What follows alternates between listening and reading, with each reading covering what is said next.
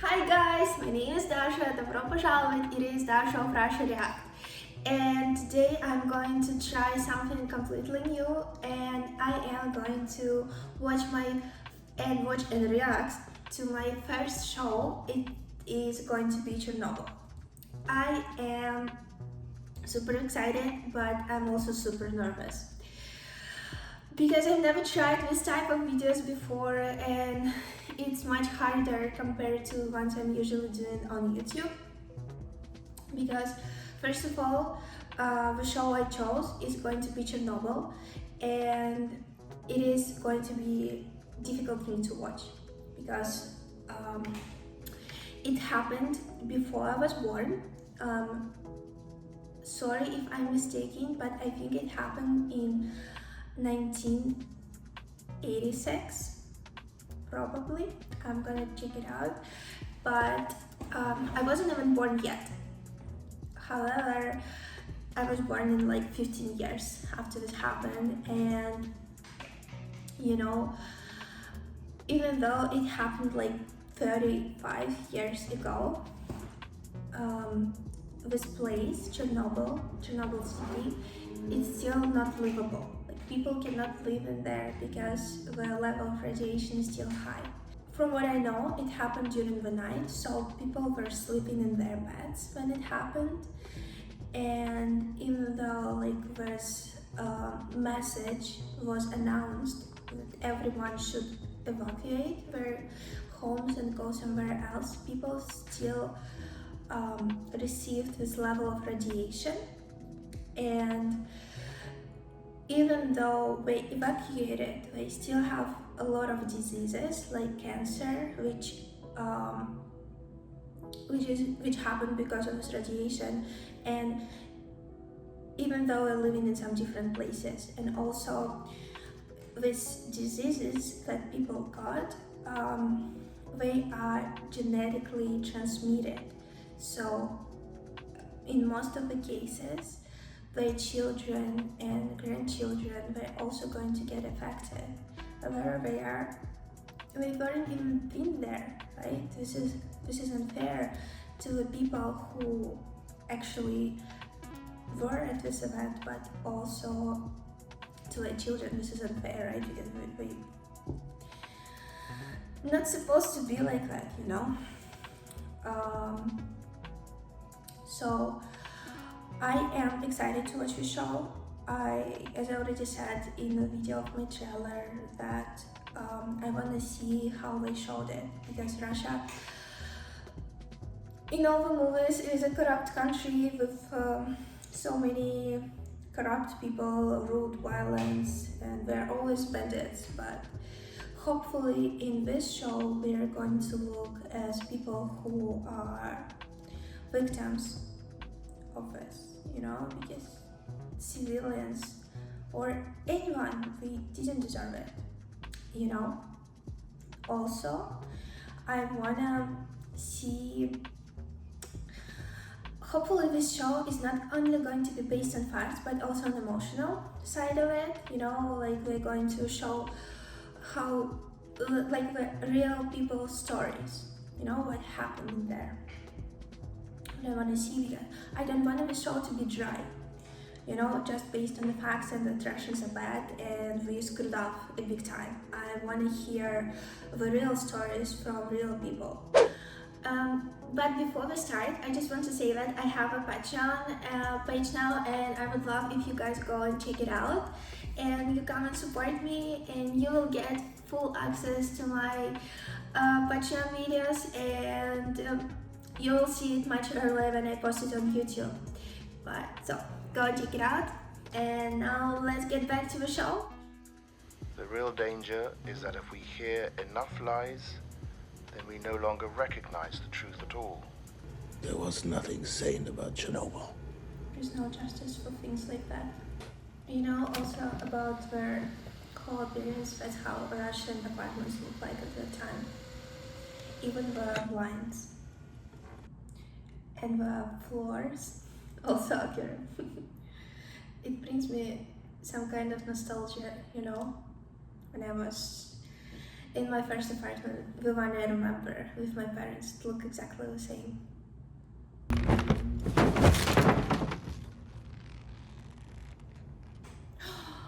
Oh no, he hanged himself.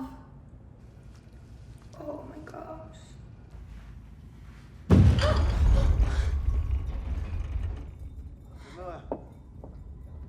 The control system tank, hydrogen.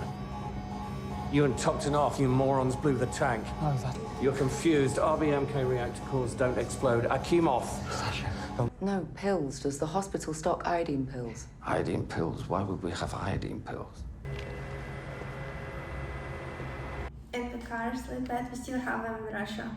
It's kind of like old cheap cars right now, but at the time it was the coolest ones. This is just so terrible to watch, because if I understand it, I have now, like, if I would realize it sooner, that we need to act fast, we could have saved so many lives. What about radiation? Obviously down here it's nothing, but in the reactor building, I'm being told, 3.6 Röntgen per hour. Yeah. Sure. It breaks my heart that they took children and they went themselves closer. No, I just wanna go to the people and tell, run as fast as you can. Don't stay there. And the number of valves, the amount of time to turn them, you're talking about hours in there. Then help us. Help you do what? Pump water into a ditch, there's nothing there. As you can see, we have experienced an accident, a large control tank malfunction damaging reactor building 4. The Central Committee have ordered a detachment of military police to Pripyat. How large of a detachment? Between 2,000 and 4,000 men. They should simply be told to keep their minds on their labor and leave matters of the state to the state. I'm so angry. Oh my gosh, I can't. I walked around the exterior of Building 4. I think there's graphite on the ground in the rubble. I'm so mad that they're not trying to prevent. He told them it's maxed out. People should be evacuated. My own eyes. I apologize. Guards! Guards!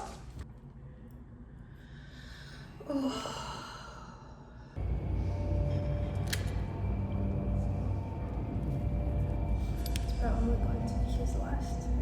Vasily! You've got to put it out!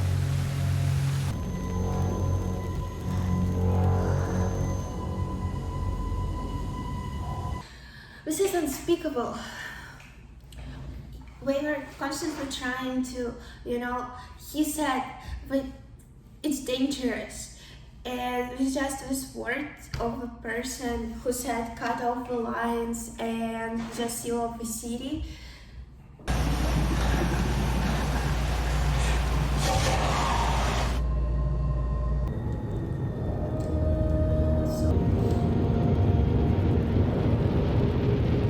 Probably at exactly that time he is realizing that it is over. That's it.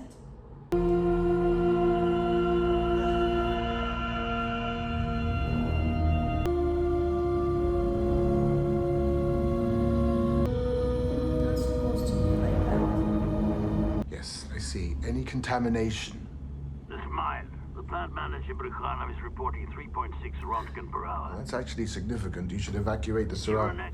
He said 3.6 is already enough to evacuate people. And the engineer said it's more than 200. So just the tragedy of all of this is unmeasurable.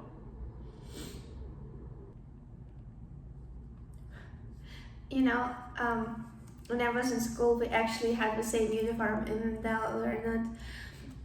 When I was in high school or in middle school as well, we also had the same dresses and the same top of the dresses. We didn't have this.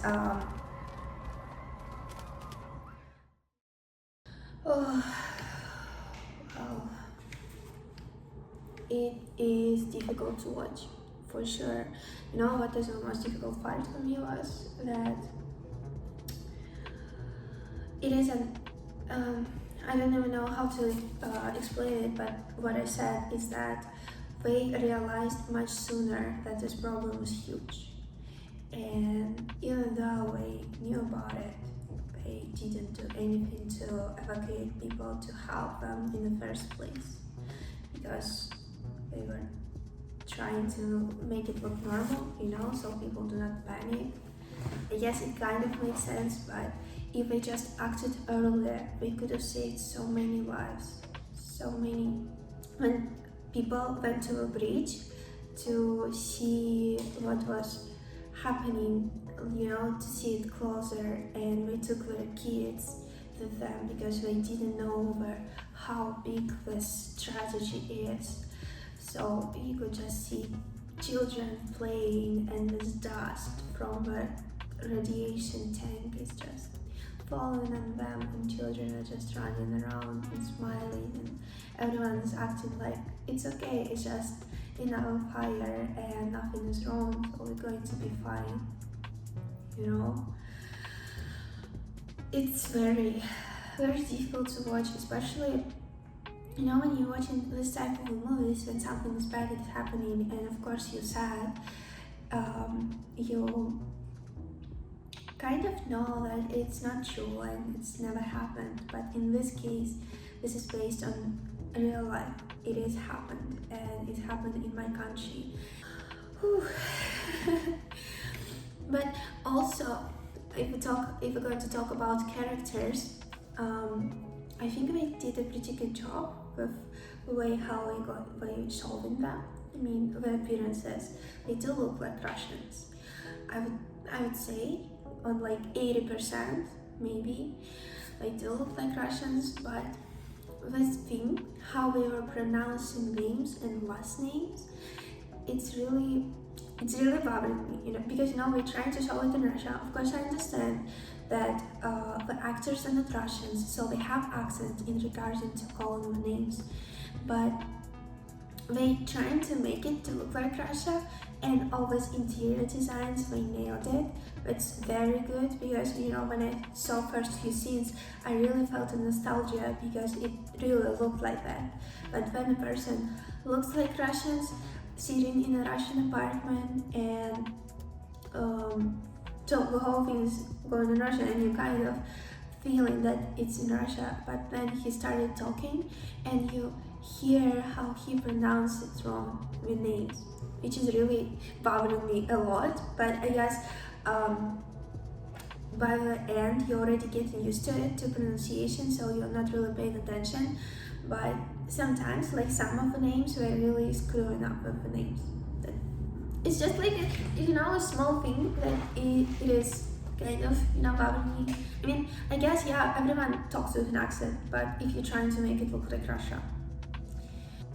In the whole second part, when we already realized, the only thing I was keep thinking is that this is so unfair. We should act, you know, just in precautions. Even though if it's like, even if they didn't know that it's huge catastrophe at that time, they still should have acted. Of course, it would cause many troubles. Maybe on higher levels, we are going to, like, with higher positions, are going to call them and say, "What are you doing? Why did you evacuate people?" But we still should have acted on that, you know. Even if it's okay and radiation is not that high, we still should have done it. It would save so many people. Also, these engineers who went into not gonna say under the water, but we went somewhere in, like, in the center, and we were turning the pipes to bring the water. Even though the engineers are very first to know that this is a disaster and probably they're going to die, and everyone who are with them are going to die, but they still went. They still tried to do something. I don't know whose mistake was it. I can't really say if we can blame it on one person or we can blame it directly to the engineers. I mean, it was a mistake. Just happened because of many people. So I can't blame the engineers, but their act of going and trying to do at least something, even though they knew, like the firemen who also were trying to put the fire, they didn't know about the consequences or what's happening, right? They just thought it's a normal fire, so they kind of were doing their job, but engineers knew that they're going to die.